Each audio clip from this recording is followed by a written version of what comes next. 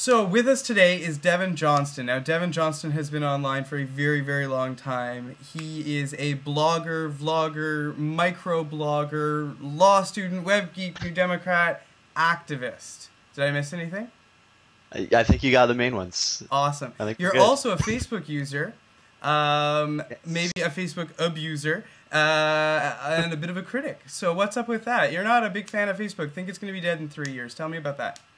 Well, yeah. So I have been on Facebook for a very long time, and it's a good tool, and it provides a lot of value for people. So I used to be the president of a campus political organization, and we used Facebook as an outreach tool to kind of, before people want to take the big steps in a political campaign, you have to give them little steps that they can take, and Facebook was really good for that. But I think that right now Facebook is sort of resisting the direction that the web is heading in, because Facebook wants to sort of be the central hub that you use for all of your social networks, and they have this platform where you can build additional applications. In fact, you think that means they've jumped the shark.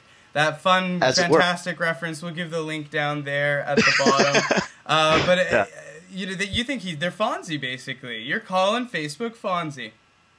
Basically, that's it. I mean, I think when Facebook users start to realize that there are better tools out there that will give them more control over their data and over their identity on the web, they're going to migrate toward those tools. And with any social network, the value is in the users that are in the network. And so if the users leave, the value goes away, and Facebook jumps the shark, as it were. So what happens to all of Jack Layton's Facebook friends? I mean, that's really what I want to know now. Is as some of them go away from attrition. I mean, I've joked before that it's like the Senate, that if you just didn't appoint any more senators, then the place would stop working. It wouldn't have quorum.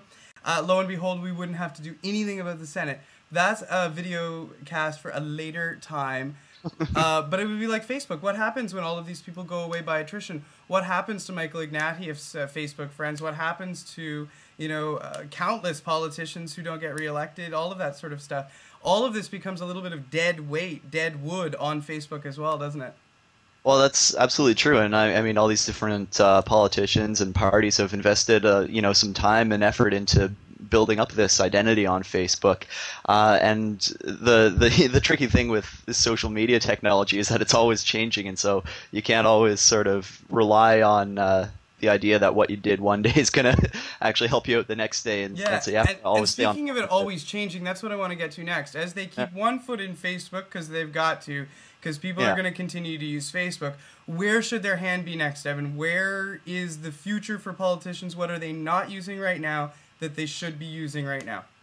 Yeah, well, there's a few things. I mean, a lot of politicians are on Twitter now, which is awesome, but I don't know that they're using it to the greatest effect possible, because they're not interacting with people who are following them as much as they could. You know who uses it well? Tom Wilson, MP Tom Wilson from the United Kingdom Labour Party. Smart man uses Twitter well. I'll provide his link down there too.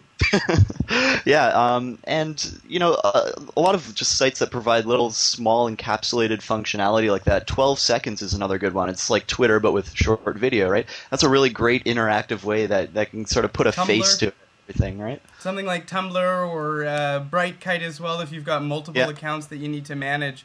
I think that they just need to get a little bit smarter about the social media that's out there. But I think the other thing, having been in politics for so long and seen it, they just need to move quicker on it. They're afraid of it. As soon as something comes along, especially if it's not immediately and instantly controllable, a political party is bound to say, whoa, let's see what our grassroots does with it first. So that's where I think people like yourself, Devin, as one of the folks who've done things like the blogging New Democrats, come in really important. So thank you so much for joining us, sharing your views on Facebook today. Anytime you want to come back, and like I said before, anytime you want me to do anything for devinjohnston.ca or any of your causes, I always like a good progressive lawyer, and you never want a lawyer mad at you. Awesome. Well, thanks for talking to me today. All the best. Thanks. Take care.